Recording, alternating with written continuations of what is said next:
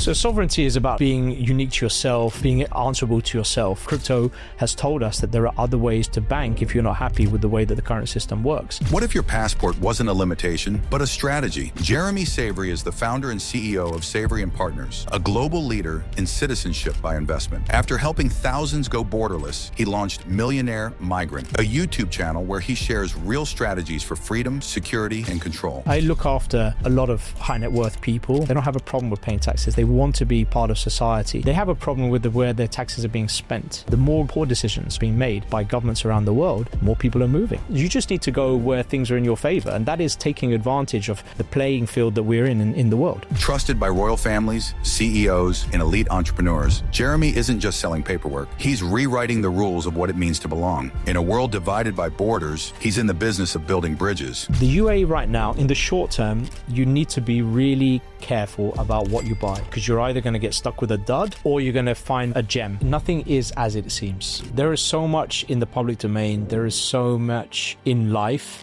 that is not real. But just understand that if you really want to achieve something, there is no other way to succeed than hard work.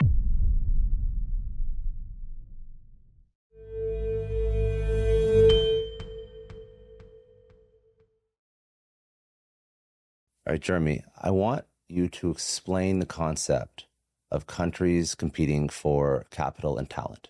Well, let's use a case in point here is that it's nothing new that countries constantly send trade delegates to other parts of the world to position their country as the place where you want to set up your factory or your business, and they'll design incentives. So they'll give you concessions on tax, on duties, moratoriums on different on other taxes. They'll support you and sometimes even give you a bit of capital to start your business. But today, it's not just companies that get this, it's that individuals, countries design programs, residency programs, citizenship programs, and tax residency programs to be able to attract the world's best talent and capital. So you have citizenship by investment programs, residency by investment programs, but you also have tax residency programs, territorial tax, or low tax jurisdictions. They design this so that they can really make it as attractive as possible for all the best or the high net worths, but also the talented digital nomads.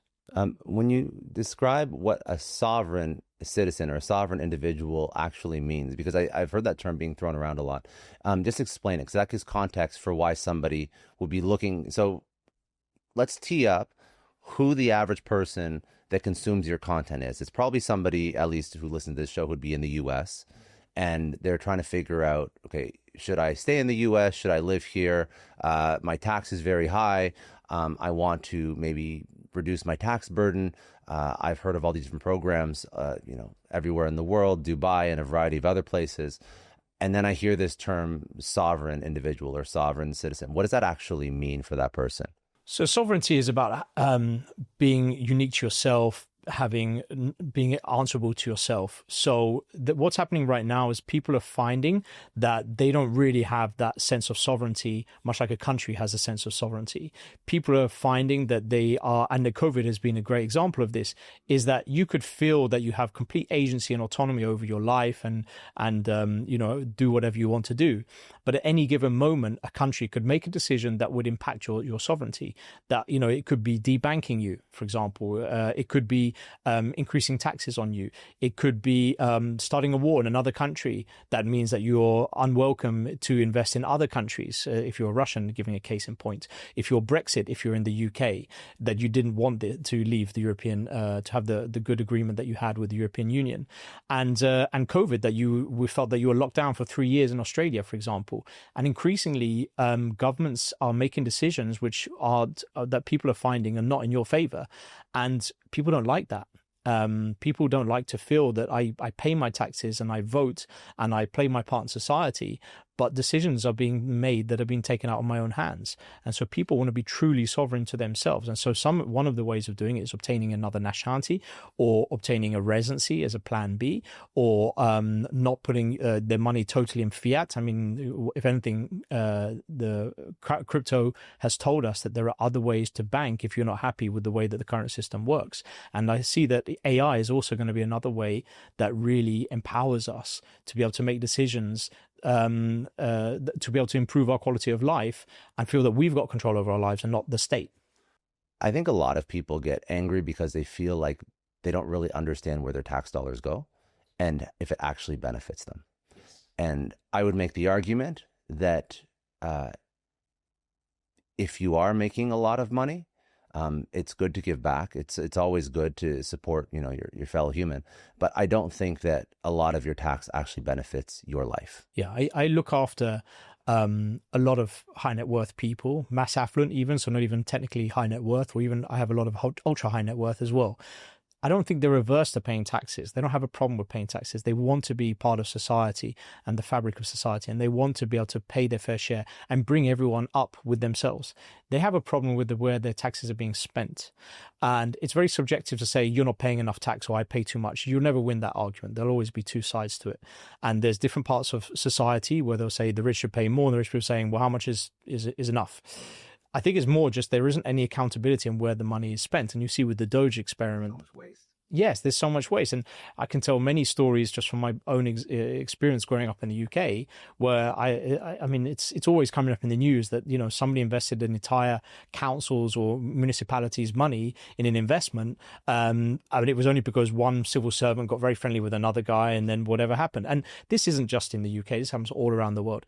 And unfortunately, that I think is where a lot of people see what the problem is, rather than people should be paying too much tax. Because if anything will show us right now is that you can squeeze a certain segment of society. Actually, you can squeeze all society, because 40% can start a lower bracket. You don't have to be ultra high net worth.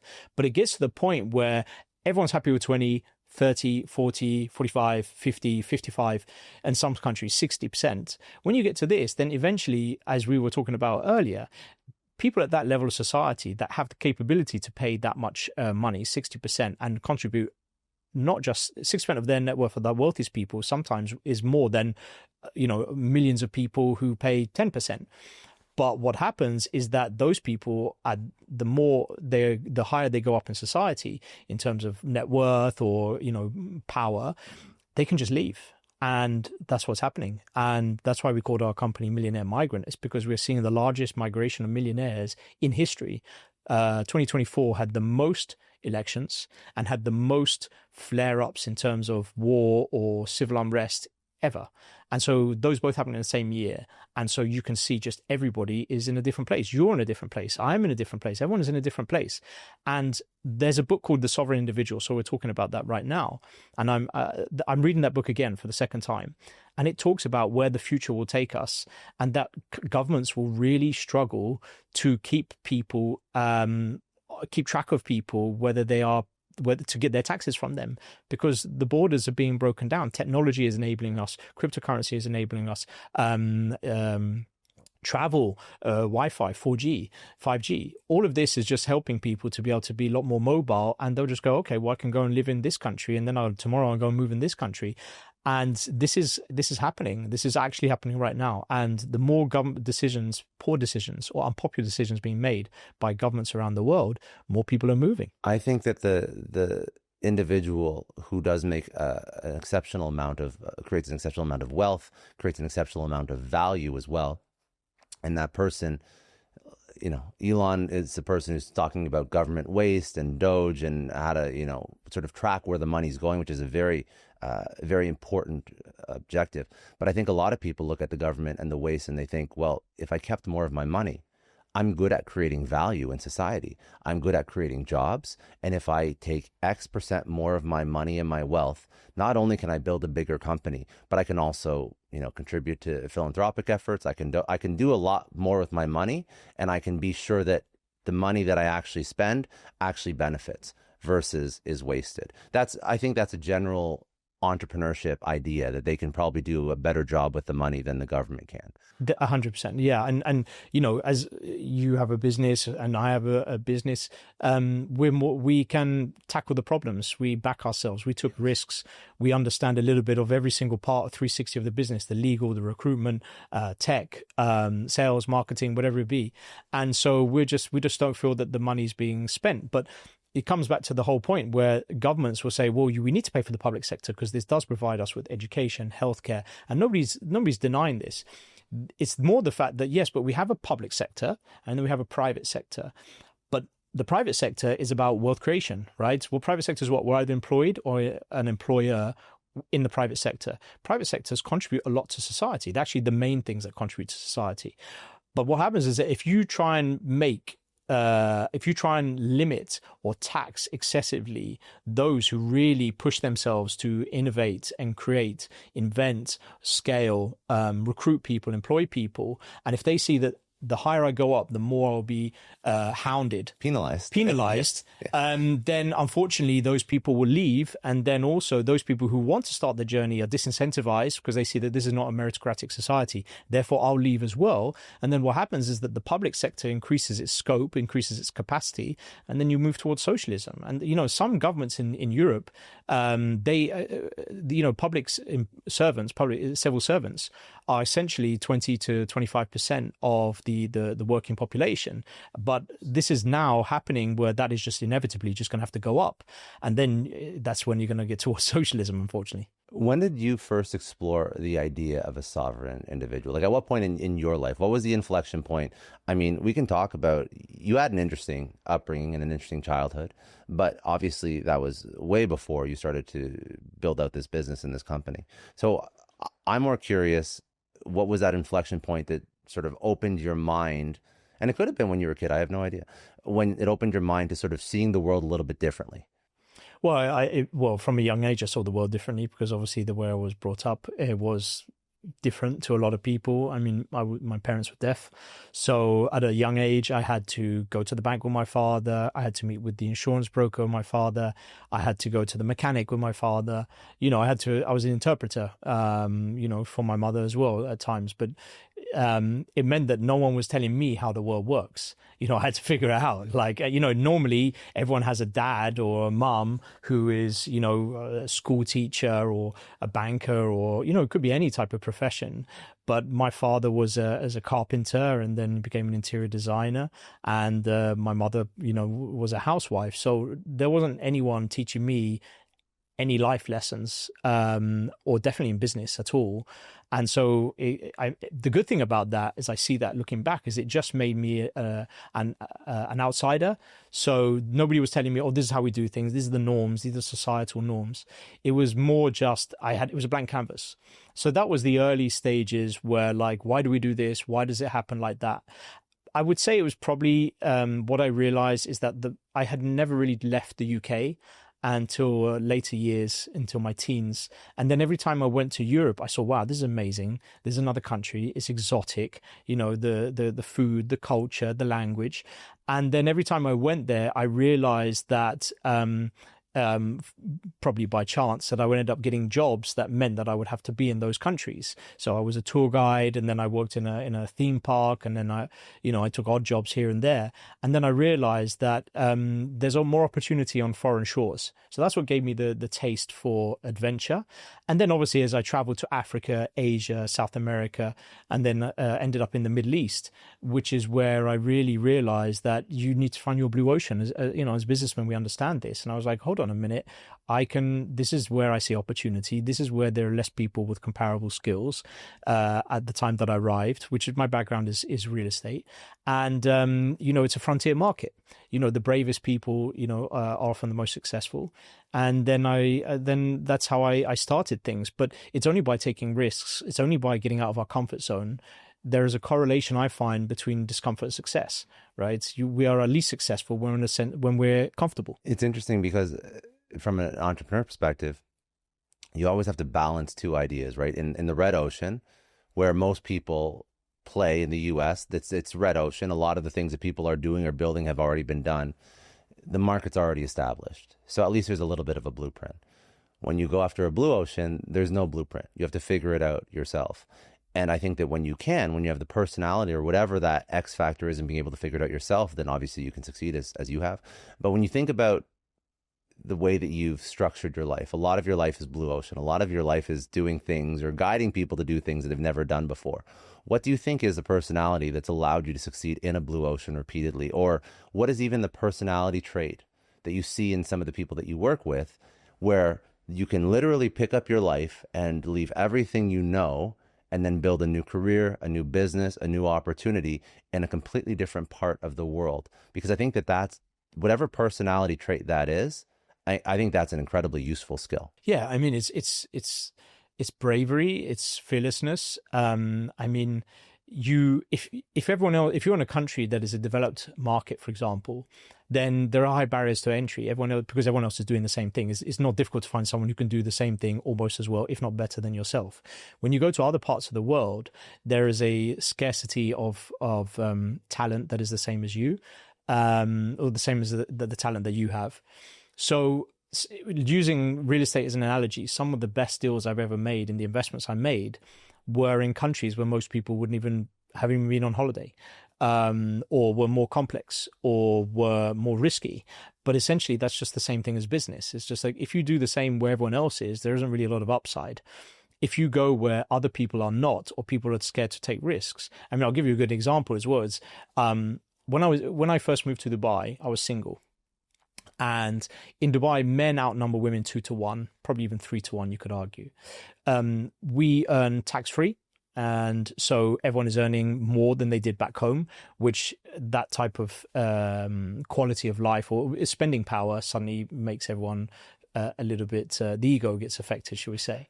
And so what I noticed is like, okay, this is not an easy place for me on the dating scene, because I just arrived, so I don't have much money. People have more money than me, and there's more men than women. So this is not really working in my favor. And so what happened is I spoke to a friend of mine. He said, let's go to, where are you going on holiday? He said, I'm going to Colombia. And I was thinking, normally people would think, wow, that's crazy. Like, why do you want to go to Colombia? That's a dangerous place. But for me, I was thinking, well, why not? Let's just go there. Like, what's the worst can happen? Well, the worst thing that could happen is I found my future wife. Because when I went to Colombia, I think that everyone knows, I think there was even a study that came out. It's just like they ranked people's opinion of the most beautiful women in the world, and Colombia came first. And I can definitely, whether my wife would like me to say this, but I definitely agree. Well, she was from there, right? She was from there. Okay, so yeah, she could... but she wants her to be the one. Not fine. like, no, just only her. She was the last one. She was the last one. Yeah. Yeah, she was the last one. Luckily, she came with me. So essentially, I went to Colombia, and I ended up marrying a woman that is just incredible. Like, I have no other way, just on, obviously we could be a little bit so superficial, but as a person and her values and her family and the person she is I think a lot of my success, I credit to her, even though she's not involved in the business. But nobody was going to go to Colombia because they're like, you're crazy. And they would say all the negative connotations that come with the Colombia. But guess what? I came back and I found love. And I know people who are still single in Dubai to this day. And this is going back 15 years.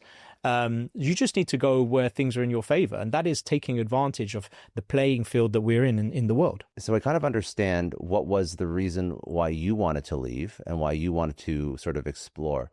When you think about the average person that you work with, what is the thing that prompts them to look outside of the country that they've been loyal to their entire life? Well, I don't think we can confuse loyalty to country with loyalty to opportunity. I think my clients are highly successful people. If you can afford to be able to invest overseas, invest in a second nationality or a residency, it's not a small amount of money. And those people have proven that they're willing to take risks.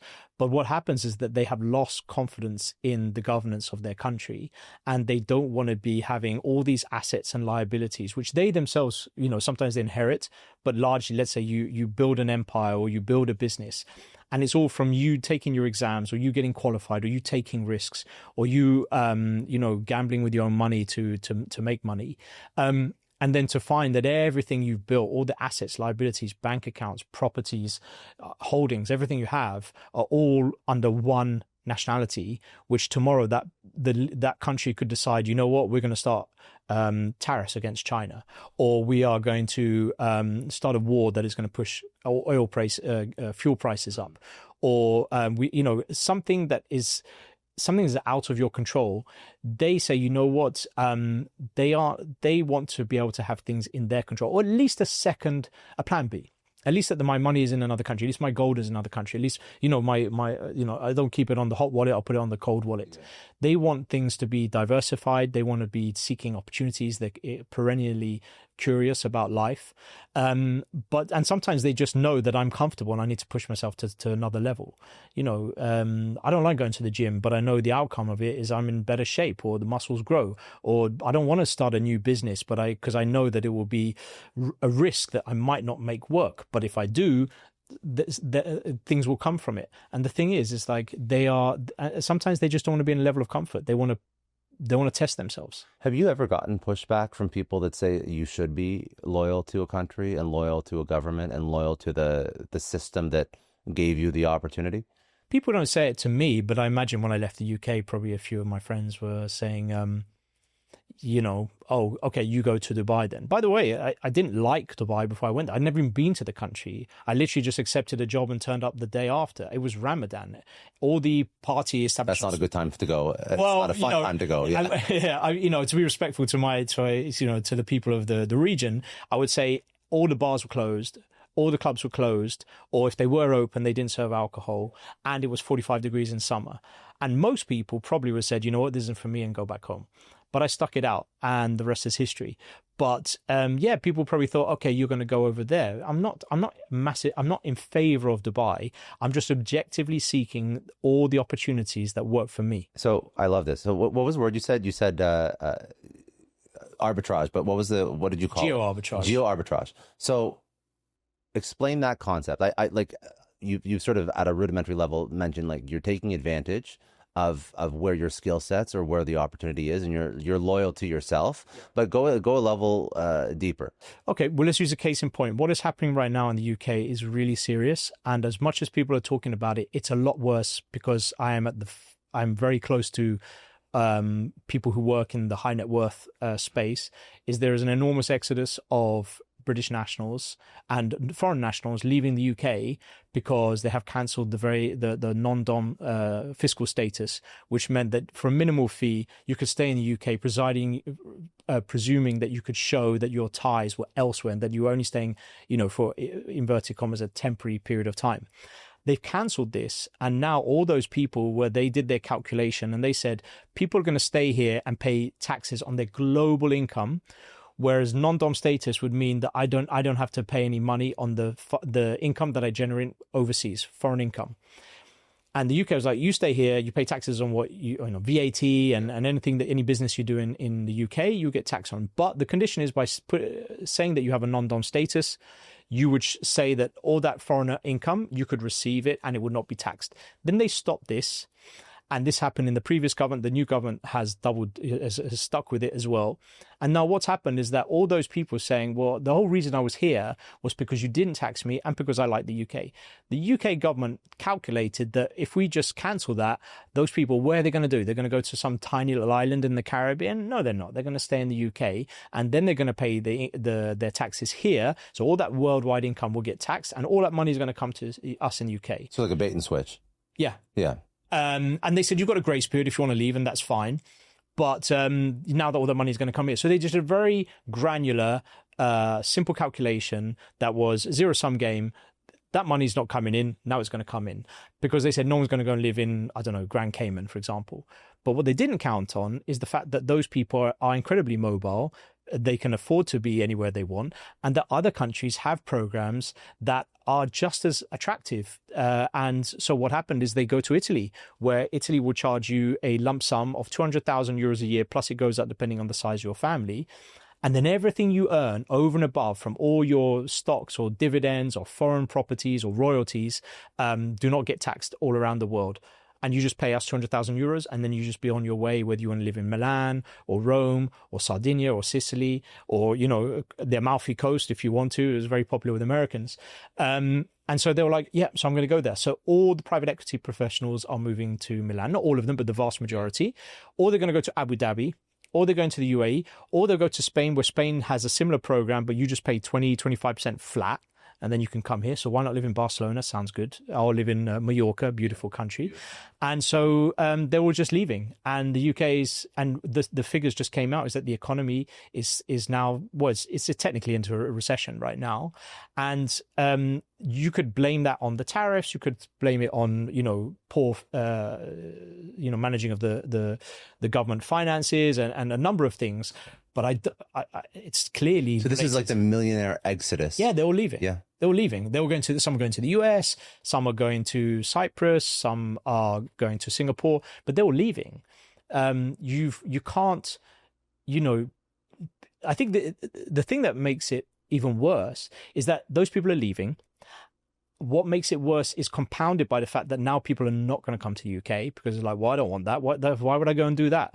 Right? There's a lot of other attractive countries where I can have a really good quality of life, and that country will recognize that I made that money outside. It's already probably getting taxed in that other country. Why would I pay the difference or the same tax? Americans are actually moving to the UK now, but I think that is not because it's so suddenly, it's clearly not for a tax play. It's just Americans are taxed wherever they live anyway. And so, but they're leaving because they're not happy with the way that the United States is right now. So my contacts in this space have said, well, there are quite a few Americans coming, but Americans are also going everywhere. They're going to Portugal. Well, that's what I was going to ask. So, your number one client now is Americans, but so I'm Canadian, so I don't have global taxation. So if I leave Canada and I'm not a resident of Canada, I have to pay my tax wherever I'm a resident, but I don't owe Canada anything anymore because I'm not living there. But in the U.S., very, very different. So if most of your clients are Americans, what's the advice to them to start to take advantage of different tax breaks or different spots in the world? Because I think most Americans realize that they're going to be taxed regardless of where they live. So why would they be your number one client outside of political climate, right? That's one reason that they may not want to stay here anymore. They don't like Trump, then fine, they want to go somewhere else. But that's... Yeah, well, I'll preface this and say that obviously this is not financial advice. I'm not a financial advisor. What I am is I'm a businessman, a self-made businessman who took advantage of all the opportunities around the world. I mean, respect to my wife, that I wouldn't want to say that was part of the play, but essentially, I look around the world and I know I have a team that advises all tax jurisdictions, all residency jurisdictions, permanent residency jurisdictions, citizenship jurisdictions, and real estate investment jurisdictions, or even non-real estate options. And we just, through my wide circle of ultra high net worth clients, which should be 15 years, I have probably 11,000 passports that we have issued, or residency cards, golden visas. But, that's a very good circle. I mean, it's enough to build a small private bank, if you will. I mean, a few people in private banking have told me that we have enough. But from access to those people, you understand, opportunities, and I'm able to centralize it to a certain extent. But to come back to your point, it's like, if you're an American, why would you want to leave, and what are the reasons you're leaving? I would say that it's nothing that is unique to the US, but I'll tell you one story. I was in Lisbon. Well, I'm actually a Portuguese resident as well, so I know firsthand why people move to Portugal. We've helped more than 250 families move to Portugal with the Golden Visa, D7 as well, D2 programs as well, NHR as well, which is the fiscal status program. So we've helped a lot of people in Portugal, and I met one chap. And he was from the Napa Valley, and he worked in downtown San Francisco. And he told me, he said, Jeremy, it would take me about close to 2 hours to drive into work. And then I would come to work, and then I would just see homelessness and things that hurt my eyes. Have to step over people to go to Starbucks. It's not nice. I don't like to see it. And it's not because I'm not trying to improve things. I'm already paying 50% tax. Yeah. So he felt sorry for those people, definitely, but it's not like he was paying 0% and seeing poverty. He was paying already 50% and yet still seeing this. And then he would drive 2 hours back from home in his house, on which he paid property taxes on the value of his home, which is, on top of every other tax he's paying. And then his daughter would come home from school, and he would say, how was school? And he said, we did an active shooter drill today. And then he just said, you know what, I pay all this money, I spend all this time in traffic, I see things which I feel like I'm already trying to pay enough to try and stop and help other people around me. And then I see that also my family is not safe. And then he said, I just went to Portugal, where I have a better tax status. He's still taxed globally. He could renounce if he wanted to, but he doesn't want to, and I respect that.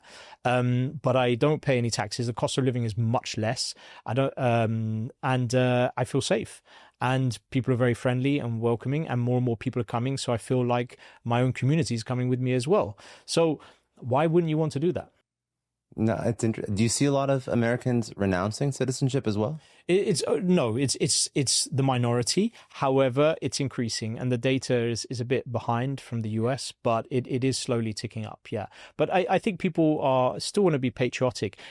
Just because they want to leave doesn't mean they're any less patriotic. I'm British, but I also got my French nationality through descent, and I have other nationalities through investment, and so on. I don't feel any more or less. I just understand that is the way the world is going. My wife is from Colombia. My kids have Colombian passport. If we move to Spain, we could get the Spanish passport. I think it's just, and I want my kids to be proud of their Colombian heritage, and I love the country. I think it's a fantastic country, and I wish more people would visit it with open eyes. But essentially, the world is going that way. Look where you are, or look where your wife could be from another country. Your kids will be born in a country, and if the UAE would grant citizenship, then we would probably become UAE citizens. But I think it's fantastic. It's just so interesting to me because you do want to respect the country that gave you so much opportunity. But I mean, there's parts of this country that, like you mentioned, California, right? California has a GDP larger than some actual countries. And again, it's a lot of mismanagement of money and funds. And I was actually more curious, just personally, for a situation like that. If you leave California and you go somewhere else in the world, of course you owe federal tax for sure. But could he not stop over in Florida and claim Florida residency and then reduce the state tax and then go over? So then. Yeah, people move to Florida. The state tax California that he would do probably your FEIE, the foreign income exclusion, and he would do all that paperwork, and he'd have to have a CPA in the US. He'd have to have one in Portugal. So his case is that Americans are a unique case. There are only two countries in the world that tax their citizens. What was the other one? Eritrea. I don't know. I sound so ignorant. I don't know. No, it's fine. But I have clients from Eritrea, and they've done passports with us. We've helped them to get nationality. So I've got the number of nationalities we've helped people to obtain a second nationality or residency is, as I mentioned, it's in the thousands. But the only difference between those two countries is one country can enforce it and the other can't. But I genuinely foresee that citizenship-based taxation will not be limited to the United States in the coming years. It won't be in the next few years, but France has already started. It's been going through the parliament in the government last year, I believe. It was last year, where the French government is looking at about how losing a lot of money. Why are they losing lots of money? I mean, So it's so interesting because if they just managed money properly and less people felt the need to leave, then more wealth would stay in the country. Yeah. But they're not. So they're looking for a Band-Aid solution to a problem that they're too scared to actually address themselves. Well, I mean, you could expand that conversation to the fiscal deficit. It's like people don't have a tough conversation. So, this big, beautiful bill that got camouflaged by, the Harvard ban on foreign students, it was just kind of like a smokescreen, because you've got now more fiscal spending, which means you're going to have more asset inflation, which means that the younger generation of people are going to find even owning own home or any kind of wealth mobility, social mobility is going to be diminished because assets are going up. I mean, in the last few years, I made more money from buying a property and just leaving it than I actually did for my business. I mean, but that's bad. That's bad for I know society. It's very bad. So the fact is you've got that. And so what needs to happen is people need to take matters into their own hands and be a lot more mobile, because I think the biggest misconception about what I do is that, geoflag theory or geo-arbitrage or global citizens is the whole idea is that passports or residency is about geographic mobility. I would say that it's not just that mobility, it's wealth mobility. It's about wealth creation. It's about tax mitigation, but it's also about social mobility as well. And I say this because I would not be where I am now in Miami, Florida, or where I was day before yesterday in Istanbul in Turkey, and 2 days before this in Kenya, and 4 days before that, 5 days before was in Dubai. I wouldn't be doing any of this, because none of my business or businesses now, or any of the teams I've grown. We have about 75 people now in 8 offices, and I have a very large portfolio in different countries. None of that, and a beautiful wife in a foreign country. None of that would have happened if I just stayed in the UK. But by moving to another country and noting the opportunity that was in that country, in my case it was Dubai, but for somebody else it might be in Paraguay, or it might be in Cyprus, or wherever it may be, and it could be a high tax jurisdiction, could be in Canada, for example. But being able to go to that, none of my situation would have come if I just stayed in the UK. But I ended up moving to a country. You talk about earlier, how did I join the dots on a few things? It's like, well, first of all, it was changing time for out results. So rather than getting paid for the hours I put in, I get paid for the results. And all my career, that got greater and greater until it reached to the point where it's like, well, tax is still eating away. How do I manage the tax? UAE was one place, but UAE was also the dirham is pegged to the dollar, which means I would get buying power. Okay, recently now with the euro, it's a different story, but it's a very powerful currency, which allowed me to invest in the UK and European properties at a discounted rate because the dollar was stronger. It would also mean that there was a concentration of wealth. So you've got, oil money, it's a headquarters, it's a global headquarters, it's a trade hub, it's a transport hub, and it gave me proximity to high net worth people.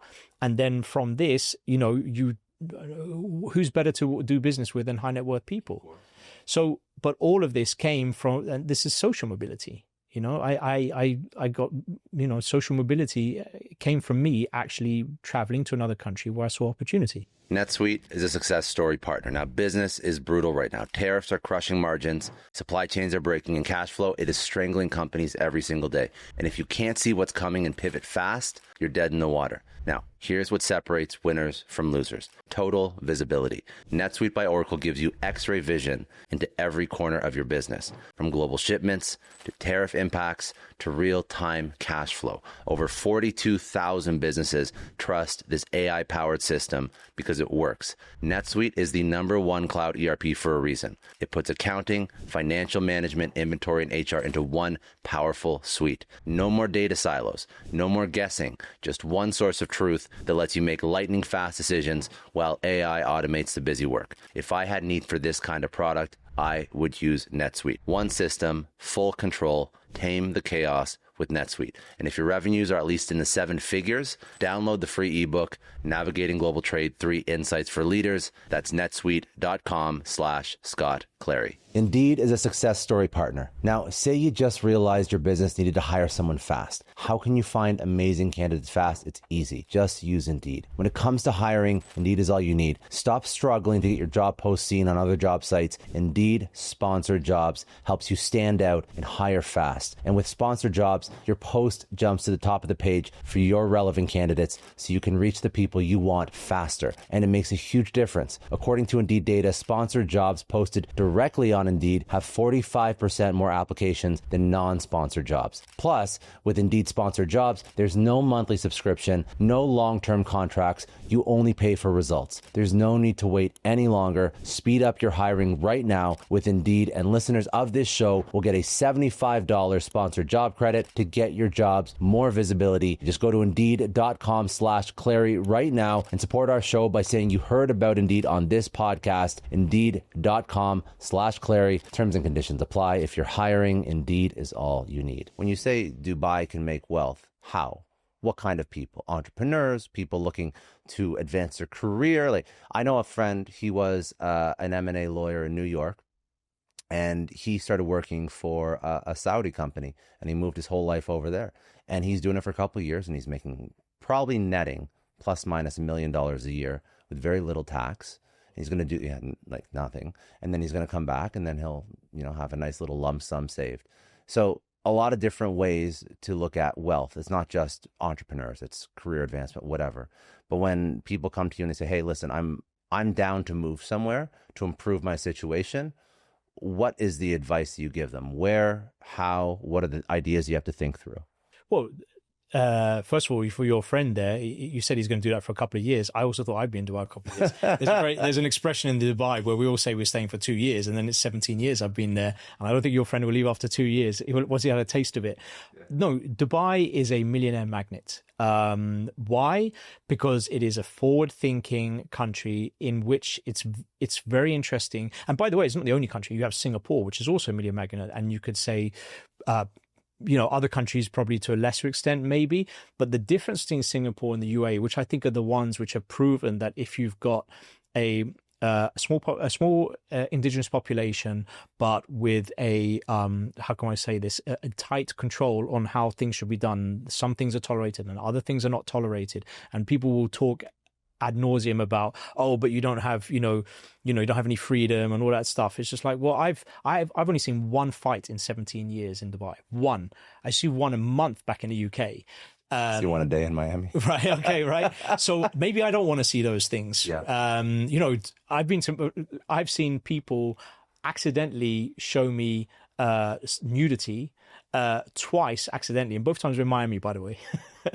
You don't see that in the UAE, and maybe people don't want to see people accidentally nude. For me, it was a guy. The other time it was a woman, but the other time it was a guy. But the thing is, it's just what the difference probably between Singapore and the UAE is that in the UAE there's an alignment between residents and locals.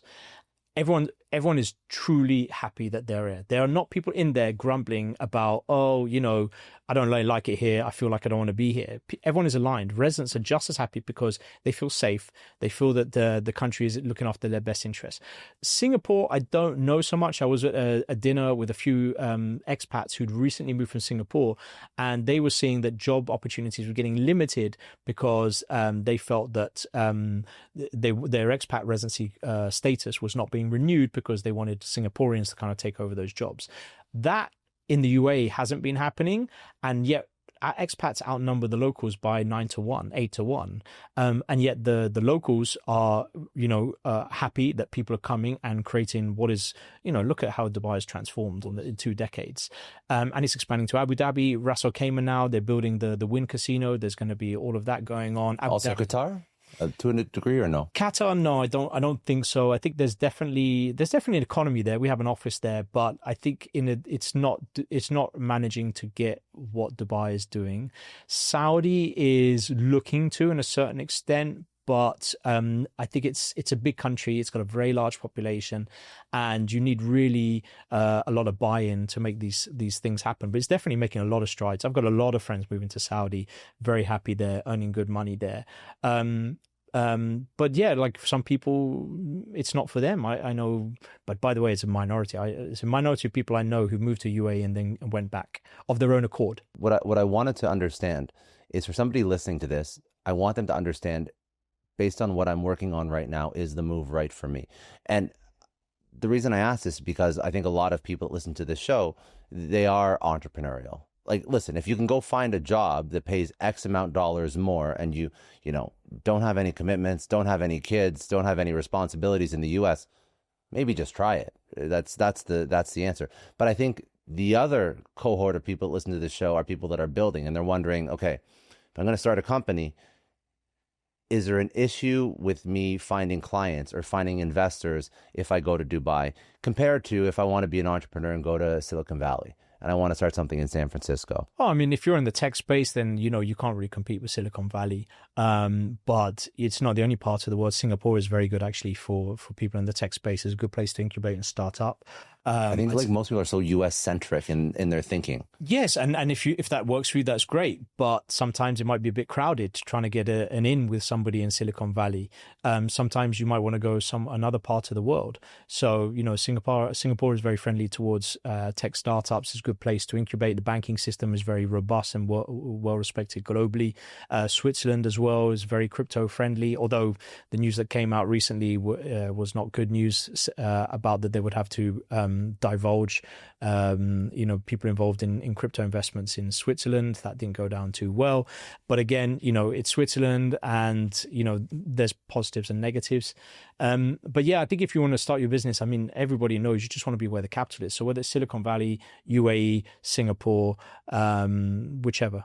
What is the best way to live as a sovereign individual? Like, how do you structure your life in terms of how you run your businesses?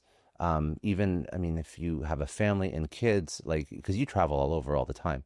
So what's the advice for somebody who wants to live a similar lifestyle to you? I mean, as you mentioned, I've got kids now, so I still travel extensively. I actually take my kids with me 3 months a year, so I travel all four of us. I think that's very good, though. It gives them. It's very expensive, I can tell you. I mean, you know, we have someone to come help with us because I've got two kids who are, how can I put this, very sociable. Yes. So, you know, we usually have to bring a member of family, so we're five. So that's five people traveling to many countries 3 months a year. But for me, it's what got me to where I am. And so the more that I can have my kids getting a taste for that life. I mean, I'd never been to any country other than France or Spain until I was 20 years old.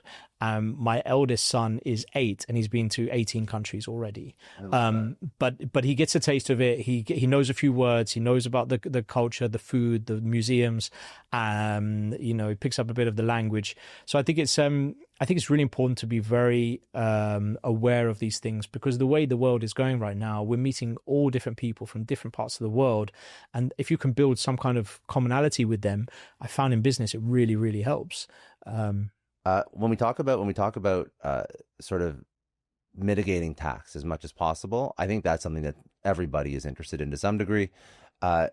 You haven't and don't have to, pay tax until 2033 because of a program in Portugal. So you can explain the program that you're taking part in, and some of the ways that you've structured and optimized like your tax strategy, but also other ideas and other ways to optimize tax strategy for people that, again, are okay leaving the U.S., looking to move abroad.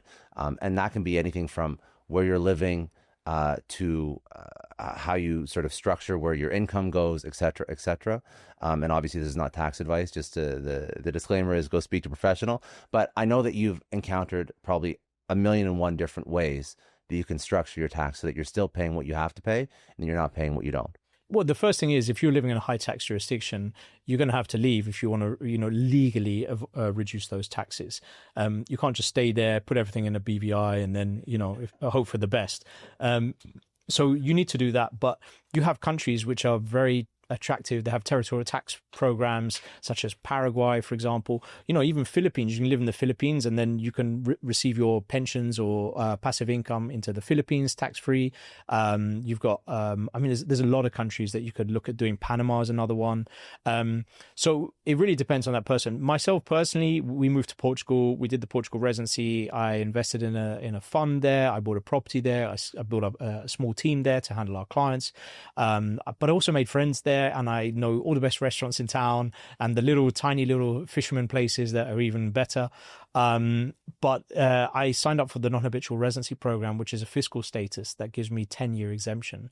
And but what you need to, and by the way, just to go a little bit off tangent with this one, I have a tax-free status. I don't pay any income tax in the UAE. There is corporate tax now at 9%.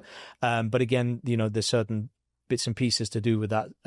But to come back to the Portugal part, is that is a fiscal status that's valid for 10 years. So what it means is that I renewed it just a year ago. And so I have a tax exemption for the future. So if I ever go back to Portugal, let's say the UAE tomorrow, and it could happen in any country, suddenly they say, you know what, now you need to pay taxes. I've also got another tax-free program that can take advantage, which is valid till 2033. So if you calculate when I moved to UAE in 2008 up to 2033, I've not paid any income tax for 25 years, a quarter of a century, right? So yes, as much as I optimize my investments, whether it's financial, whether it's bricks and mortar, it's also about optimizing the quality of life. And yeah, I would have a lot more money if I didn't travel or scuba dive or fly so much. But that's my weak spot. That's where I like to spend my money. But right now, there are other places you can go. Paraguay is a place that's very easy to get a tax residency. You can move there. Whether you want to live there really depends on you. But there's all these opportunities around the world. You just need to be able to know which is the one that best suits you for your lifestyle, for your objectives. I think also, I think people just need to know is that having a second passport is not going to fix your tax. Where your resident or where your fiscal residency is, your tax residency is, and you need to calculate how many days you're going to be, because you can't just say I live in the middle of the ocean. Well, I was going to ask, like, do you actually have to live in Paraguay or any of these other locations for X period of time to claim tax residency? As a rule of law, yes, you have to be there for a period of time, but there are other countries which are a little bit, Paraguay, let's use Paraguay. Paraguay is a place which is not the most probably strictly controlled country, should we say? So people people look at Paraguay as saying a place where I don't have to be there all the time and I could be moving freely around. But there are other countries that are a lot stricter, for example. So yeah, I have a team that takes care of that. We have a team that takes care of the citizenship, and then I have and residency, and then I have another team that helps people to make money for investing overseas. So I was in Kenya with a few of my clients over there, and they're just like, if I do this real estate, if I do this project, or if I invest in this, what is my ROI? And I said, this one you're probably making, which I thought was quite good, is 8 to 10%. But obviously you've got your capital growth, which is another 5%. And then, you can create equity value, another 5%. And they're like, you know what, Jeremy, if you're not really getting 25% ROI in Kenya, it's really a bad deal. Like, there's Really? there's people in the world for whom 6-7% is like amazing, but there's people in other parts of the world, it's like, I'm not making 25%, it's not really that interesting for me. And so what you need to do is try and get those people in those parts of the world to other parts of the world and just say, look, this opportunity gives you the ROI because the reward is correlated to the risk. You're investing in Africa, it's Kenya. But as long as you're comfortable with that, and obviously some currency risk with the Kenyan shilling, 2-3 years, you flip it, you're out, you're 50% up, you're 60% up, 70% up. Well, that's remarkable. It's amazing. But people that are, again, North America or US centric are not going to think like that, because first of all, so I put money into Dubai, and that was already like risky for me as somebody from Canada, right? That was like a little bit stressful. Now I had somebody close who does a lot of investment in Dubai, so it didn't stress me out too much. But if somebody doesn't have that person or that team, like your team, no one's going to put money into Kenya. Like you go tell your investment advisor you're going to put money into Kenya. They're like, what the fuck's wrong with you? I mean, yeah. What email did you get that makes you think it's going to be a good idea? What scam did you? Well, I've been investing. I mean, if you look at property, I've been investing for 23 years. I bought my first property when I was 23, and then I bought a property in Poland for 100% mortgage. I literally didn't put any money down. Can you do that? You can do that. Yeah, I did do that. That was in 2005 or 2006. Do they still have that? Well, I sold the property a year ago, and I made money on it. Could have made more, but the problem was the 100% down came from a Swiss bank. So when the GFC happened, the Swiss franc went up, and so it wasn't the best deal ever. But the fact that in my mid-20s, I bought property in a foreign country, which, by the way, I never visited in 18 years. But I didn't put anything down and made money doing it with no money down. But nobody would do that in the right mind at 20s and take 100%, Swiss franc mortgage on a Polish zloty property. But I just bought an apartment in Tbilisi, Georgia, just this last week, which will probably get us annualized 80-90% return. I'm buying a penthouse in Medellin, which even the lawyers were saying to me, this is a complicated deal. We should probably move on to something else. And they did that on more than one occasion. And each time I was like, it's okay. Let's just move forward. Let's move forward. And if the deal comes through, it's going to be an incredible deal. But I do those things because I'm kind of gone past the vanilla stuff right now. Have you ever been burned? Yeah. I got burnt. I got burnt on one property in Dubai, but as I always keep reminding myself, is the times you get burnt are the times you make money, because you go through why it didn't work. What did you do wrong? And you go all the way back. And ever since I made that mistake on that one property, I have gone back into Dubai and done more deals, bigger deals, more complex deals, more exotic deals. And in some of them, I've 10x my money. What was the thing that burnt you? Was it a scam, fraud? No. It was. Sorry, you're talking about that. No, I haven't had. I haven't had a fraud. It was I just bought a property without giving it the proper time and due diligence. I didn't think about I was too busy on the company. I was probably earning more money than I should at that age. And so I was just reckless. And I see a lot of this with crypto clients, actually. I see a lot of this. They make it so fast, and so they spend it so fast. And when it comes to something outside of crypto, they generally get wiped out. Because when you earn it too quickly, you don't value it. You don't do your DD. You don't do your research. But yeah, so I have lost money, but no, it wasn't. I mean, there's some crazy things in Dubai real estate, but it wasn't illegal or fraud, anything like that. But I have, in all my real estate transactions in Dubai, seen a lot of crazy stuff. It's a fantastic market, and congratulations for you for doing that, because not enough people from North America buy in the UAE. I think they're the least represented buyer segment in the whole world. I think that will probably change, and I'm going to try and do my best to talk about it on my podcast, to explain how it works, how to make money from an investor point of view, because I'm not a broker. And the issue is everyone is only getting information from brokers, but brokers are not going to give you the nuts and bolts. They're not going to give you the ugly side of the story. I can tell you the good, the bad, and the ugly. And I think, by the way, the other reason why you did, and I know you've done very well, we were talking off camera how well you did on real estate. I was with a realtor this morning, a Miami realtor. Every country I go to, I talk to people in real estate. I want to know what's going on, because I'm always curious. And he was like, Jeremy, I've got a multifamily home. I can't remember, not far from here.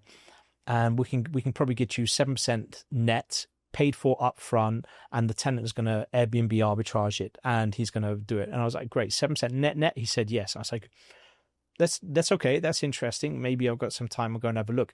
How much can I borrow as a non-resident? He said probably 50%. Okay. And what's the interest rate? He said 7%. 7%. 7%.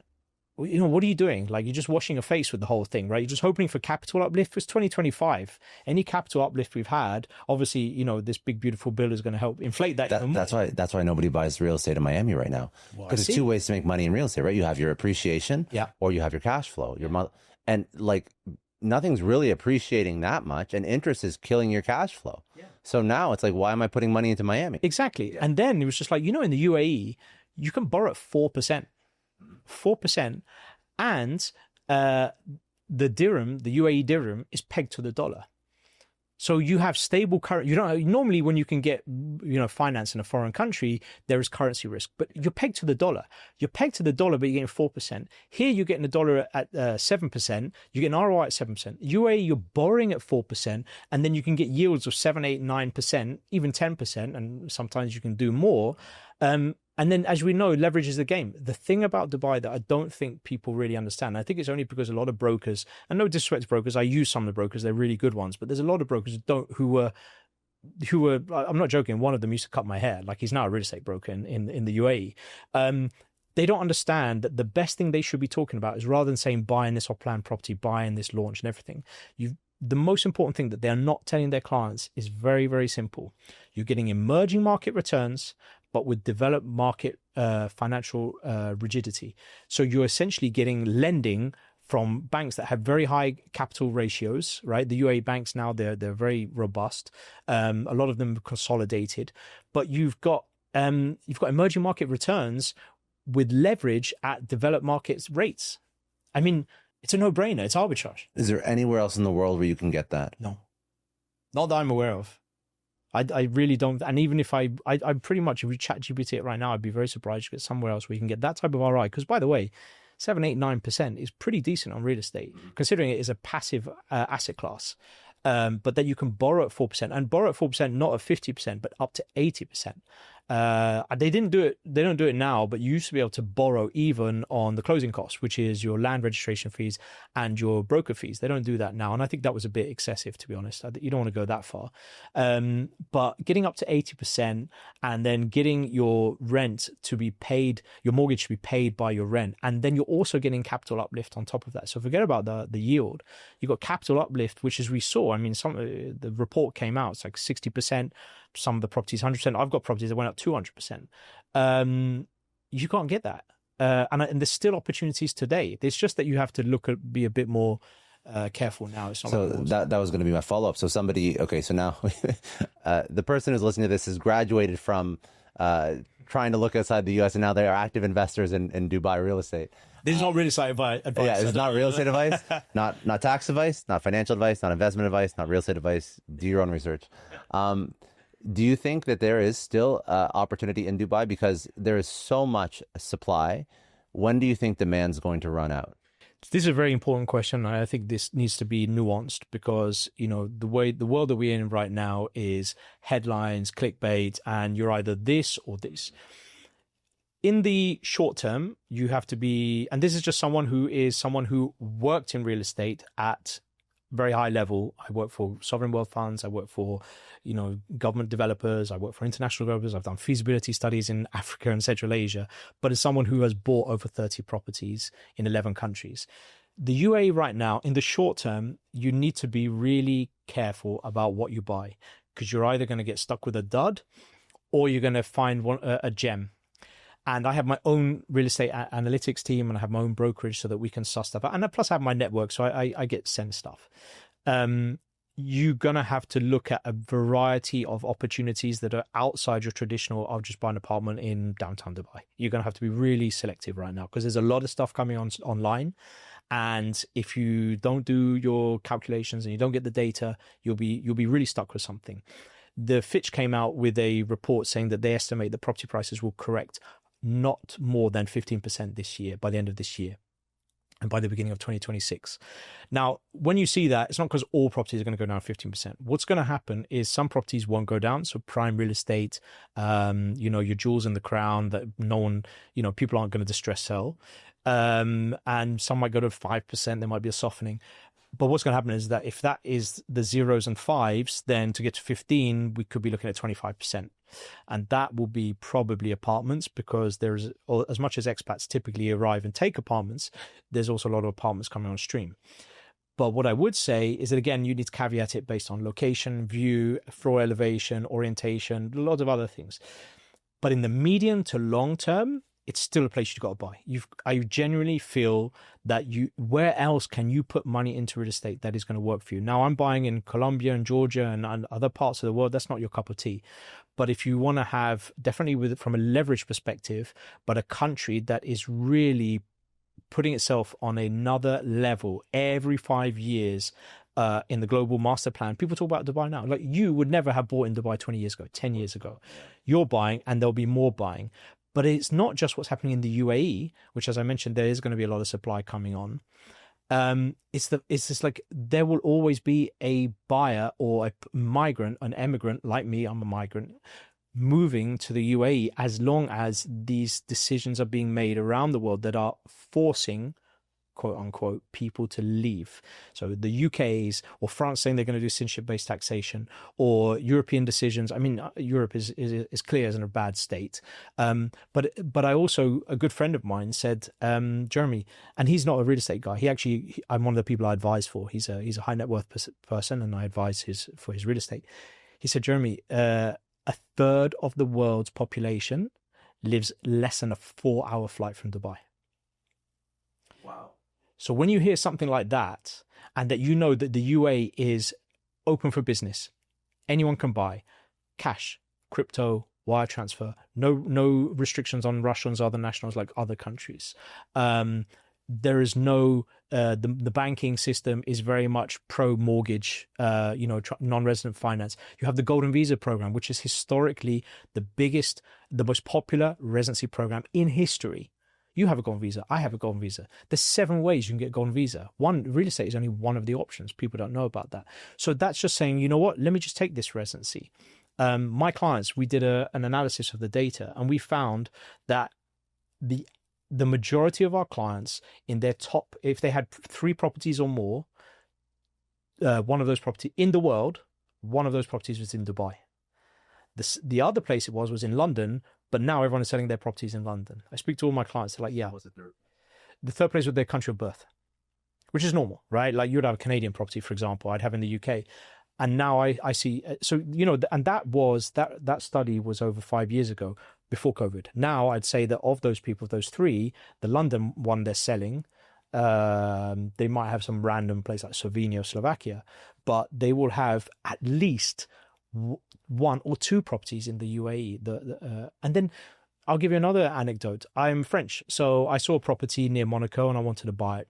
I said, no brainer. I have a French nationality. I have significant, income statement. I have bank accounts in Europe, and I was like, yeah, I just want to buy this property. And it was tiny. It was like 400,000 euros. Okay, not tiny, but like it was a small amount, 400,000 euros. Just want to get a mortgage, 200,000 euros. When they show me the list of documents I had to provide to be able to eligible for non-resident finance, I was like, who is going to do all of this work? Who is going to do all of this? And I said, listen, if you can give me a 99% chance I'll get approved for this, I'll do it. And he said, and then he just turned around and he said, to be honest, I don't think you should even bother, because looking at your affordability and taking away XXXXX, we probably won't give you a mortgage anyway. I was like, you won't let a French non-resident with a good, I'm very low risk, with a good financial capability, buy a property. And then if I do, you're going to have to ask me to fill in all of this. I'm not going to do it. I'm going to buy another property in Dubai. People are buying Dubai because other countries are not giving them the opportunity. I just want to take a second and thank Cornbread Hemp for supporting today's episode. Now, Cornbread Hemp's CBD gummies have been this really nice addition to my wellness toolkit. I don't use them every day, just when I want to unwind after those extra busy weeks, but they're perfect for those moments when you want to take the edge off and just find your balance, really just shut off from work. And what makes them special is how Cornbread Hemp crafts them. They only use the flower of USDA organic hemp plants. That's the best part. For the purest, most potent experience, no fillers, no artificial fluff, just clean, full spectrum goodness in delicious watermelon, berry, and peach flavor. I keep them in my nightstand for those moments when I just need a little extra help relaxing, and I love how transparent they are too. Every batch is third-party lab tested, so you know exactly what you're getting, and they put together a special offer for all Success Story podcast listeners. All listeners can save 30% off their first order. Just head to cornbreadhemp.com/success and use code success at checkout. That's cornbreadhemp.com/success, code success for 30% off your first order of these amazing gummies. The HubSpot Podcast Network is a Success Story partner. Now, if you like Success Story, you're going to love other podcasts in the HubSpot Podcast Network. One of my personal favorites is I Digress, hosted by my boy Troy Sandage. Each show is under 30 minutes. I Digress helps eliminate complexity, complications, and confusion in your business with frameworks and strategies to achieve true, scalable, and sustainable success. If you're an entrepreneur building anything, you need to listen to I Digress. This is one of the most useful business podcasts. Trust me, go do yourself a favor and listen to I Digress wherever you get your podcasts. We've covered a lot of different, I don't know, how do I word this? Different groups of people, whether or not you are interested in investing in Dubai, whether or not you are somebody that is actively looking to mitigate their tax situation abroad, whether or not you are somebody that doesn't even have a passport. I think the goal is to just constantly be vigilant about the opportunities that the world presents. Just be so curious. Dubai to me is such an interesting option, and I think more people should look at it. Obviously, we're invested in it, but you mentioned something that I think would be interesting to unpack for the audience as well about golden visas. And I'm sure there's a lot of different countries that have programs, but that particular visa, because I know that it's trying to attract investment, it's trying to attract influencers as well. I don't know what the other 5 visas are, but for somebody that is an entrepreneur or an influencer or a content creator or an investor, maybe just give a rundown of what that golden visa does. And this is just something that I know because I've put money into Dubai and I've spent some time there. But it's a really, really attractive visa.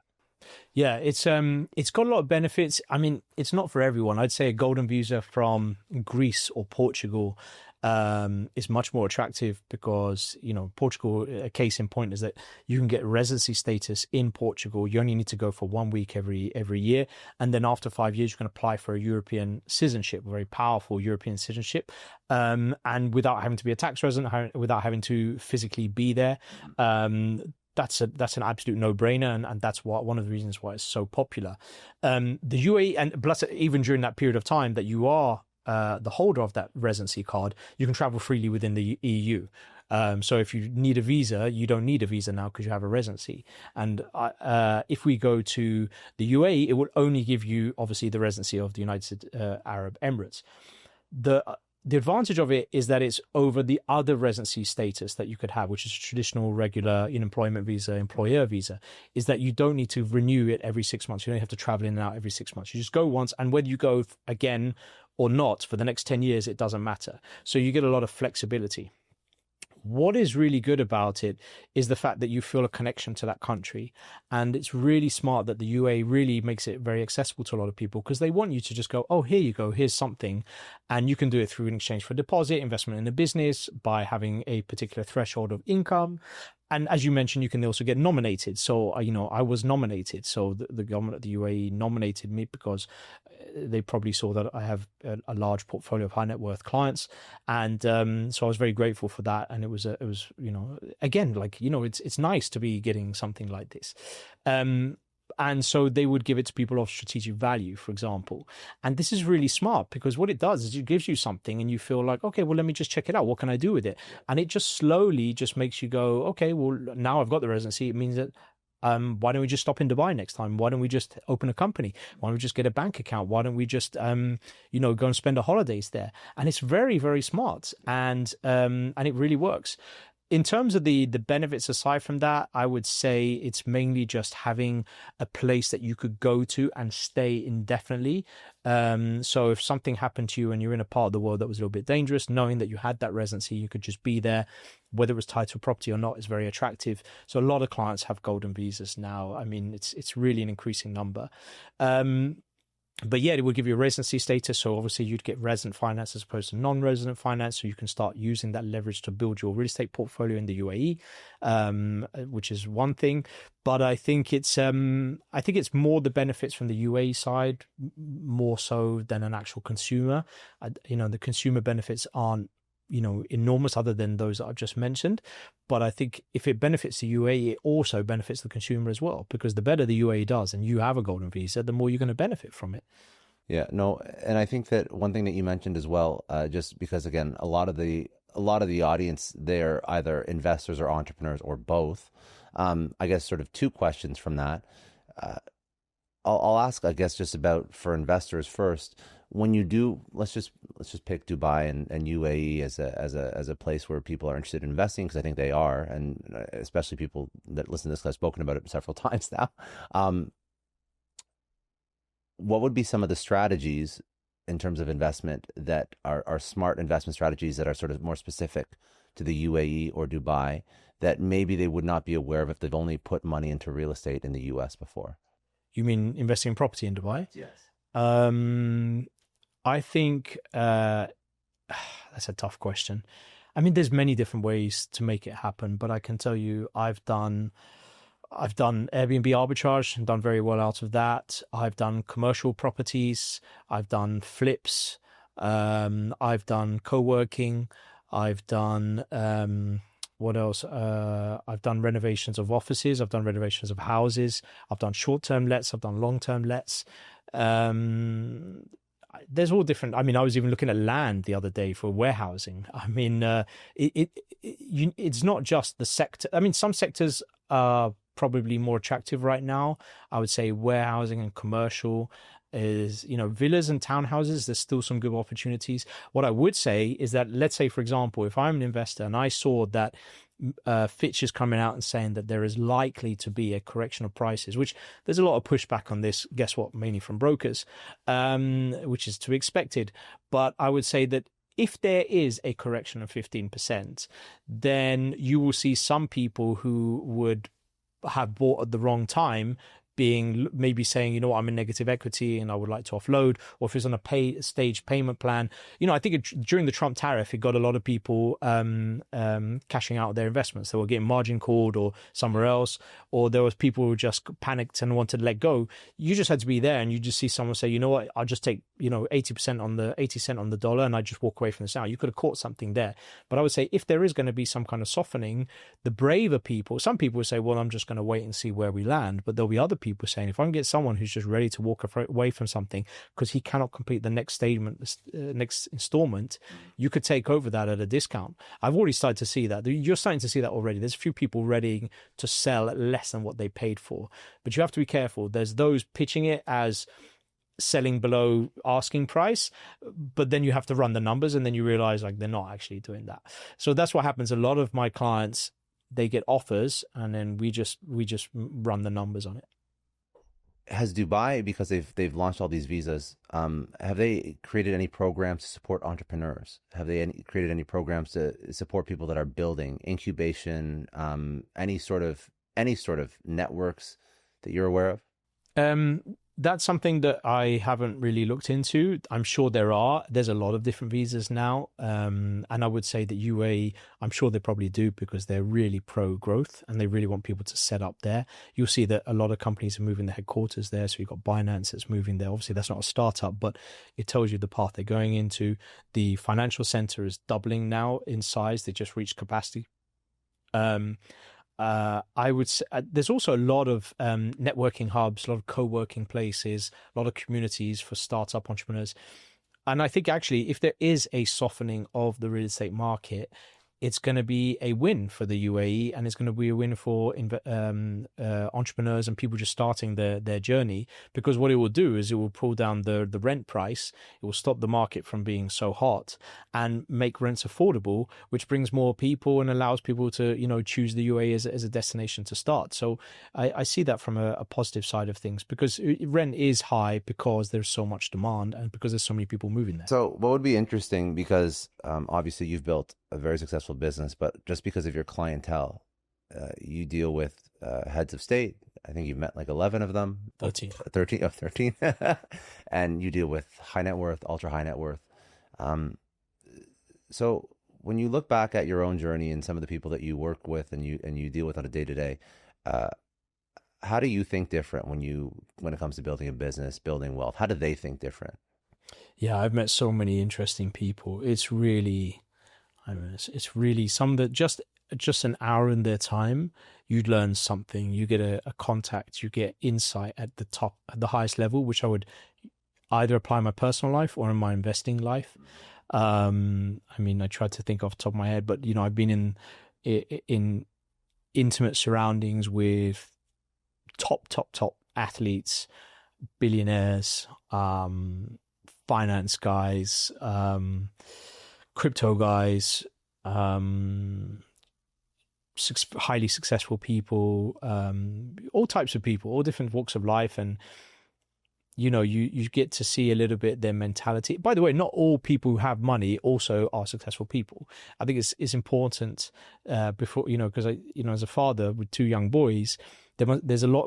I think everyone is cognizant that there's a lot of pressure on young men to be X or Y, and if you're not, then you're a failure. I mean, my life wasn't easy growing up. It was not easy having deaf parents and nobody. And at school, you don't want to be the one who's got deaf parents, for example. Just like you don't want to be the one that is too fat, too tall, too spotty, whatever it is. Everyone just wants to blend in at school, and no one wants to get the attention.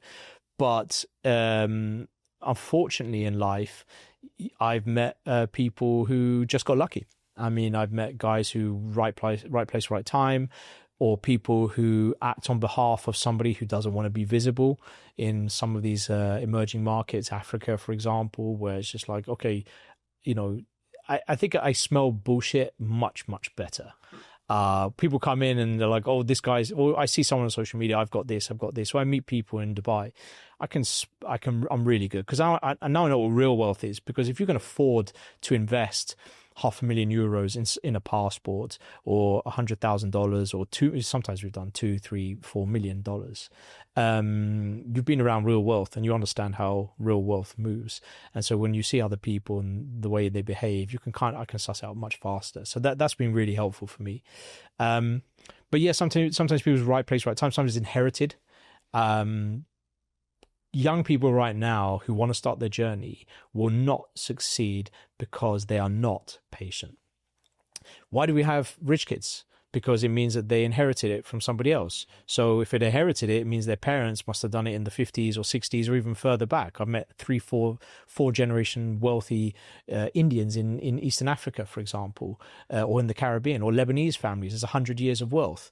But because they go around and say, this is my life, somebody who's just starting now with like £10,000, $10,000 is going, oh my God, I'm not wealthy. It's like, no, but you can get wealthy if you just live below your means, right? You've got calorific deficit. So just what is the financial equivalent? It's just live below your means. Don't go out and buy silly things that you can't afford on credit at, 18, 19%. So money accrues, compounds over time.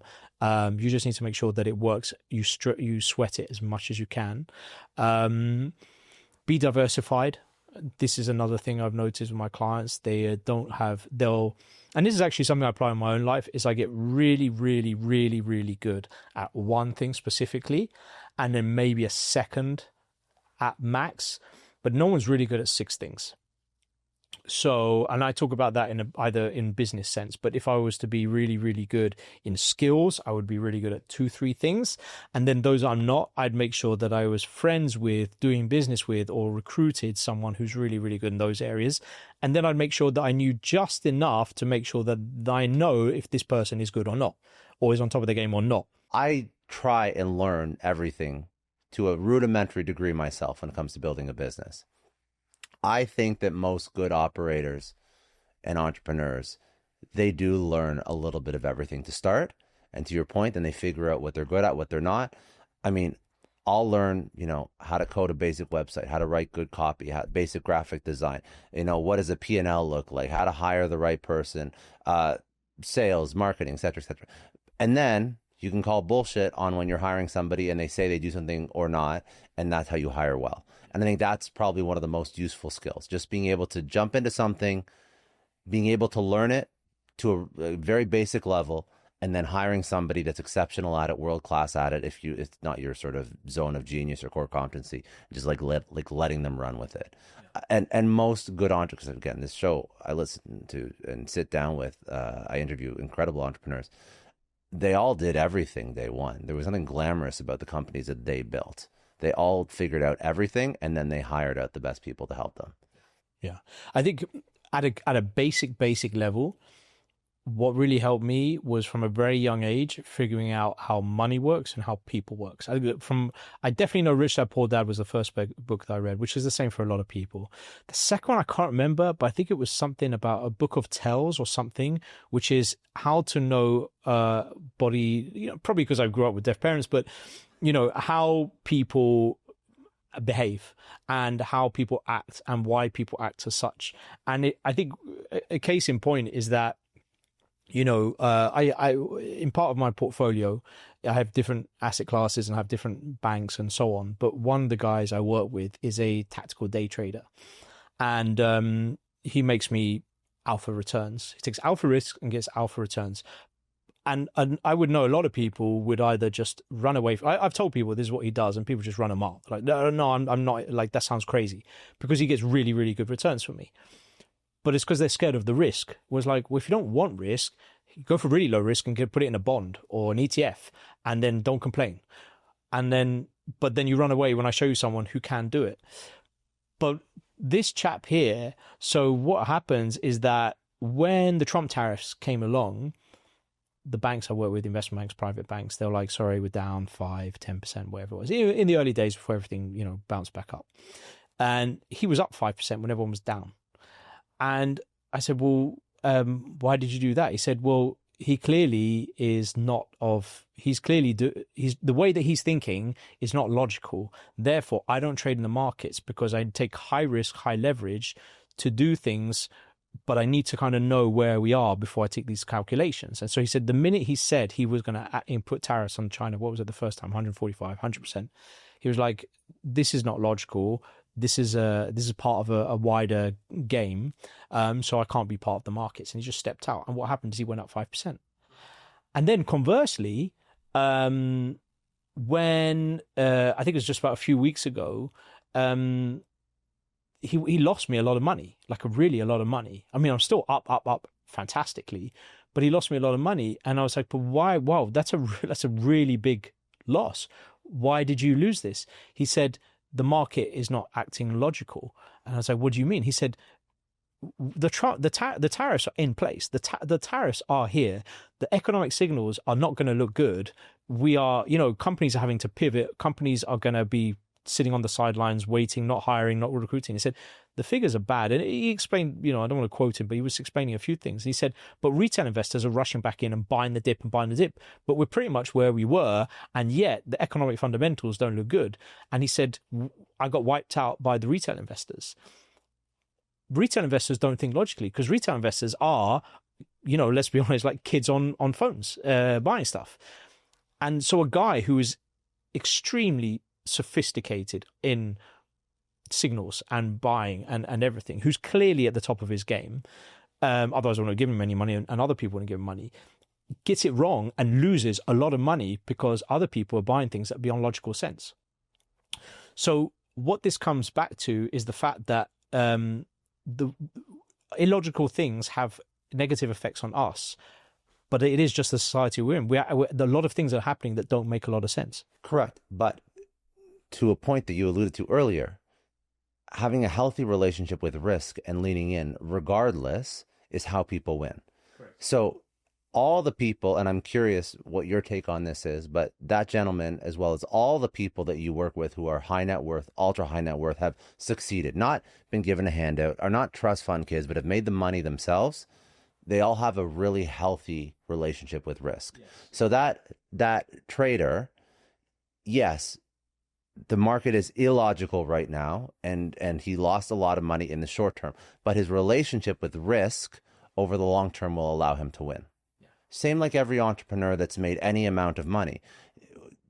Building something from scratch, betting on yourself, there's an inherent risk with that, but over a period of time, if you take that risk repeatedly, eventually it will work out. Yeah, it will. Yes. You're doing, but only because you're doing what the majority of people won't do. So it comes back to the blue ocean, red ocean. Yes. If you do risk, the expression creatures of comfort is there for a reason. It's because we like comfort. We're averse to risk. This is a guy who I put money with, and when I've introduced him to other people who have also money, they felt uncomfortable with him because he was saying things which you shouldn't actually say to people. And I was like, well, if you want to, and they just said, yeah, I don't know, man. I don't feel like that comfortable with him. And I was like, if you want you can't get unorthodox returns with orthodox investing. Right? There is a correlation. If you want to meet a private banker and they all wear this private banker suit, the dark blue suit with the light blue shirt, and he'll sit with you and he'll drive his BMW 7 Series, you're going to get orthodox returns because he is orthodox. But if you want unorthodox returns, you've got to do unorthodox things. So it could be buying warehouses in Kenya. It could be buying, commercial property in Colombia, whatever it may be. But you're going to have to go to places where other people don't want to go. But that's a life lesson. Right? Like if you want an unorthodox life, if you want a life that is better than 99.99% of people, you have to take unorthodox action. Correct. That's what people have such a tough time understanding. They want the outcome. They don't want to take the risk. They don't want to be uncomfortable on the journey there. But they also have resilience, because if you take risks, you won't get it right all the time. I've got things wrong. You've got things wrong. People get things wrong. It's how you react to it. And you accept that it was part of the process, and that you move on. Because I know a lot of people who lost a lot of money and just said, I'm never doing it again, and just went into something safer. Every time I've lost money, I've just gone back in, because the lesson is learned. You know what to do this time, and therefore, by theory, as long as you don't go straight back into the fire knowing it's insane, usually come out of it. And I have a lot of, and that's what happens, right? You need a resilience. You need to understand that you will get slapped. I mean, I'm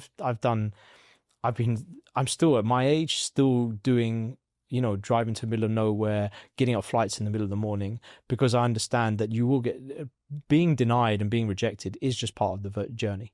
If you think about a lesson that you've learned over your life or your career, a lesson that you wouldn't want anyone else to have to go through, but has been very valuable for you. So think of, while building the business, what would be something that happened, sort of a low point that would hopefully teach someone who's listening a lesson that Oh really man, I've had a lot of low points. I've had a lot of.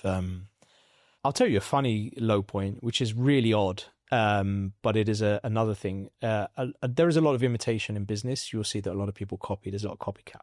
And I think it's good also to copy other people because, sometimes if it's working, then just do it the same thing. Yeah. I think just put your own, your own style on it, your own personal touch. Don't just completely copy. But there was a moment when I started the business, and it was the early days. I couldn't afford an office. So I asked a friend of mine, could I sublease an office from you? He had about 5,000 square foot office, something like this. And I said, could I rent from you, sublease from you around 400 square foot? So about as big as this studio, right? And I could only fit 3 at a push people in there. And he said, yeah, sure, no problem. And so what happens is he was doing a business that was kind of related to perfume somehow. And there were some display shelves and there was a reception in the middle. And so what happened is that I would pay him the rent and and the receptionist, I'd tell her, listen, if there's a client coming from me, you tell them, you give me the sign and then you tell them, yes, it's for Jeremy. And then you take them through to the boardroom and I'll come and join you. And she was like, no problem. And then what happened was that because they were selling perfume, the room always smelled really nice. But what would happen before a client come, either me or my colleague, who's now my COO, would have to go and take the perfume boxes from the display cabinets and hide it. So people would just come in and just think, hold on, I'm looking to invest in a second passport, an intangible asset that costs $300,000-$400,000. And there's perfume on display on the thing. So we took it away, but people still came and just went, the office smells really nice. I was like, well, we try and make it presentable. And we'd have to pull up this roll up, which said our company name, and then take it down when the people came from the perfume. This is true startup. This is a true start. This is real start. I mean, startup stories are the best. And then it gets weirder because what happens is that he was reporting to the head office, which I think was in Singapore. And he says to the guy's like, oh, so what's going on with this office? Why are we subleasing it? And he said, oh, it's just a friend of mine. I'm just helping out. He's starting his business. I was like, okay, how's it doing? He said, seems to be doing really well because he started with 1 and now he's like 3, 4. He even asked him to take a bit more space. He's like, what's he doing? He said, oh, he's helping people to obtain a second nationality. And he's like, okay, that sounds a bit dodgy. And he's like, no, it's legitimate, it's legal. He has all the, and I can see that people are getting the passwords in him and it seems to be words getting around town. And so the guy goes, that sounds like a really good idea. We should probably do the same thing. And he said, okay, boss, whatever you want to do. So they set up a second passport company as well.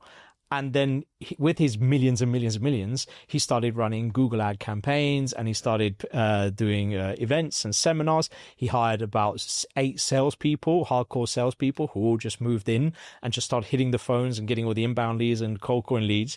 And I was like, are you serious? Like, is this really happening right now in the same office that we are? We are now 2 passport companies in the same office. And, it was a real low point because it was just like, it's hard enough trying to fight competition as it is without having to go to office with your competition. And we just outlasted him. And he just, they just stopped it and they moved on to different things. We ended up getting our own office at around 1,200, 1,300 square feet in the end, big times. I think, but it was really, really tough because, the bank account was going down and it was really tough to get, every client was a win or a loss for that month or that quarter. Yeah. But yeah, having a competitor in the same office that you are physically in is a new one. I know. If you were going to give, based on your experience in building, how many years have you been in this game now?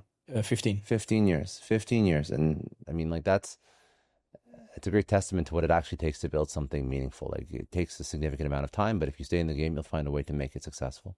But if you were going to give one piece of advice to an entrepreneur who's just starting out, because you've given a lot of advice about how to position yourself strategically globally, but just for that person who's just starting out in their business and they're starting from scratch and they're, learning from what you've built, what would that piece of advice be? I think there was a Swiss guy. He gave me, I think, probably my first or third or second or fifth file, like just when I was starting out. And he said, and he was Swiss, so you'd understand where this come from. He said, there's 2 things in life. You need to keep your word and keep your time. And he said, that's all you need, just your word and your time. And you can see the time thing is like, okay, be punctual, don't be late. Nobody likes that. In any society, French people are 10, 20 minutes late. In the Middle East, it gets a bit worse. And in Africa, sometimes they don't show up. Nice. But the time thing, yes, I think, there's some things that will never change in business. But yeah, keep your word is very important. I would also say karma is really underrated. I think that if where I am today, I think a lot of it is just constantly doing the right thing, constantly doing the good thing, and it will come back around. I just think that's something that is important to consider. I think you should, I think keep your word and keep your time. You just never know when it's going to come back and repay you. I want to make sure that people know where they can connect with you if they want to learn more about what you're working. I know, listen, you're building your YouTube channel now. You're putting out a ton of content. I'm excited to see your audience and your message sort of grow. But where can people connect with you if they want to? First of all, if they want to actually do business, but also all the different social handles that you want to send people to. Okay, so look, if you just want to have a second passport, a second nationality, a second residency, or whatever it may be, Savory and Partners is the 15-year-old six government licensed agency that is accredited with 6 international governments and 500 200 Google reviews and so on. That's the company that I started and is a very big player in this industry and very well recognized. That comes with limitations, so I set up Millionaire Migrant. The reason being is that if there's a lot of things I want to have more bandwidth to kind of cover, topics from my own personal stories, lessons I've learned from my clients. It's more of a personal type of journey. Things about investing overseas, which is not relative to citizenship and residency. Many things. It just gives me more freedom to cover more topics. That's Millionaire Migrant. So I think on Instagram it's millionaire.migrant because I got Millionaire Migrant on my personal handle and then they rejected me somehow, so I'm shut out. So it's millionaire.migrant. We'll put it all in the show notes too. Yeah. So Millionaire Migrant on YouTube recently started. It seems to be getting a lot of traction on particular topics. So yeah, that's where to find me. And I chose that because people were taking nomad and expat and, those sound like really cool things. And I just thought, you know what, I'm a migrant, right? I'm an immigrant, I'm an immigrant, I'm a migrant. So, it is what it is. And I just put millionaire because I just think people just... Listen, everybody who's thinking about how to better their life, how to change countries, how to lower their tax burden, how to look for new job opportunity, where to build a business, all of it is about wealth. It's about wealth and happiness. Yeah. And when I say wealth, I'm for sure financial wealth, but where should I raise my family so that they're safe? Where should I raise my family so that we have the access to the best healthcare, so that we can be physically okay? Where can we avoid conflict? Where can we avoid whatever? Yeah. So everybody's looking to live their best life, their highest quality of life, and that is the true definition of wealth and success. And I think that it's naive to pursue any definition of success and think that you can achieve it or in the most optimal way by just staying in one spot. Because to truly achieve success, yes, the U.S. offers a lot of great, but there's a lot of other options outside the U.S. as well where you can, in terms of healthcare, in terms of safety, whatever that metric is. Nothing is given. Yeah. Nothing is given. Yeah. Last thing that I like to ask, because you've given over a wealth of knowledge. I know you have 2 kids, and the way that I like to frame it is if you could just pass on one lesson, the most important lesson that you've learned over your entire life and your entire career, and the one thing that really stands out, what would that lesson be that you want to pass on to your kids, and why? Nothing is as it seems. There is so much in the public domain. There is so much in life that is not real, that is misrepresented, that is purported to be something else. I've met over 1,000 multimillionaires, billionaires, elite athletes, heads of state. I've sat in rooms with them, discussed many things with all these people, literally at the top of whatever, enterprise or public or private, whatever it may be. And it's not what you think it is. It's really, the game is played very different. It is not politicians act to be like this, or famous people are meant to be like this. You know, I've seen their bank statements, I've seen their bank accounts, I've seen their assets, I've sat with them and see how they behave. You know, I've had some of the biggest football players in the world who look all bling and you know, get on private jets. When I sit in the room, politely get a chair for me and let me to sit down, shake by the hand, turn up on time. You know, or you know, politicians that would say, "Oh, we're doing this," and then I see they're doing something else, or so-called multimillionaires online have $10,000 in their bank account. Nothing is as it seems. So, as a young person starting out, and as for my kids, the first thing I would tell them is that if anything we have as a family right now, it just came from hard work, and nobody likes to hear that. Nobody likes to hear that you need to do hard work. Everyone wants to hear a hack, a shortcut, or, you know, this shit coin here or this mem coin here. Everyone wants them because that's what people want. And yet they do that because they see people online have this, and that I know those people online do not have that money. The car is rented, the house is rented, the clothes are rented, the private jet is stationary. The whole thing is fake. And the first thing I'll tell them is that as long as you block out and understand that you can't take any of this at face value, the more successful you will be, because then you won't have to worry about all this background noise. You won't have to compare yourself with this or that or the other thing. Just do you. But just understand that if you really want to achieve something, there is no other way to succeed than hard work. And one of the mottos I live by is to suffer is to succeed. If you're not suffering, then there's really nothing at the end of it, right? Because if you're not suffering, there isn't anything there. Nobody ever got anywhere without some kind of suffering.